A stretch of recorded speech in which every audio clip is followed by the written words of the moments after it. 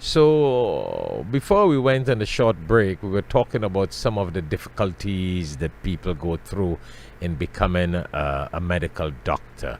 Could you share some of that with our viewers and audience? As I said before, parents looking at this show who got, children becoming medical doctors, or young students who are becoming medical doctors, what you have to share can be very motivating to them. So tell us, like, some of the difficulties you would have gone through, or friends and other colleagues that became medical doctors, what experience they would have gone through in this journey to becoming successful as a medical doctor. Definitely. So I think one of the major difficulties in becoming a doctor is being adaptable. And this goes for both for me and for my colleagues and friends that I shared the journey with. Me specifically, I went to a Caribbean medical school called Ross University. We were in Barbados for about a year and a half of our first year of medical school. And it is definitely a big change, transitioning from what we have in the United States and then moving to a different country where it's definitely things aren't the same. And so, even if you are in medical school in the United States, just being able to roll with different things that can happen is extremely important. And then that kind of thing produces a stressful environment. So you also have to see if you're able to handle the stresses of things, of curveballs being thrown your way. So at Ross, before I started, there was a hurricane that came through the islands.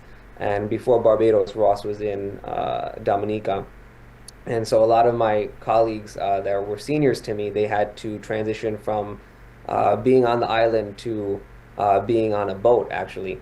And as you can imagine, internet was definitely a problem, among other things, space and stuff like that.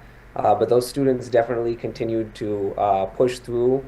They kept their minds strong, and they are now successful physicians today. So these are things that I would impart on to the next generation of young aspiring physicians to just think to yourself if you could handle any circumstance and how you would handle it. Do you think that this is something that you can do? So tell us, which hurricane was that? That's interesting. That's interesting. Students had to end up on Yeah. a boat because of Yes. whatever was the result of the hurricane. Yeah, so I believe this was Hurricane Maria, and it was in 2017, I think. And Mm. so that was when that whole thing had occurred for Ross. So what? The university got damaged to a point or something like that? Yeah, so the university did endure heavy damage. Some you could say it was irreparable because the island that we were on before was Dominica, and although didn't had the pleasure of being in Dominica, the students that were there had to transition away, and then we ended up finding our home in Barbados afterwards. So how did you adjust? Did you have other students, colleagues from Pakistani background or other Far East background who were there in the Caribbean studying? How did you guys adjust to the Caribbean lifestyle? Yeah, so there was definitely like different cultures that were in our school, Pakistani also, and adapting was kind of